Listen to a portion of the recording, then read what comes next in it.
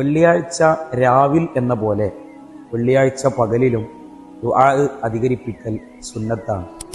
കാരണം വെള്ളിയാഴ്ച പകലിൽ ഒരു നിശ്ചിത സമയം ദുആക്ക് ഉത്തരമുണ്ട് എന്ന് അനിഷേധ്യമായി അറിയപ്പെട്ടതാണ്. ആ സമയം ഏതാണെന്ന കാര്യത്തിൽ പണ്ഡിതന്മാർക്കിടയിൽ ഭിന്നാഭിപ്രായങ്ങൾ ഉണ്ടെങ്കിലും ഏറ്റവും പ്രതീക്ഷയുള്ള സമയമായി പണ്ഡിതർ കണക്കാക്കുന്നത് ഖത്തീബ് ഖുതുബ ഓതാൻ വേണ്ടി മിമ്പറിൽ ഇരുന്നത് മുതൽ നിസ്കാരം കഴിയുന്നത് വരെയുള്ള സമയമാണ്. ഇമാം ബുൽഖീനി റഹിമഹുല്ലയോട് ഒരു ചോദ്യമുണ്ട്.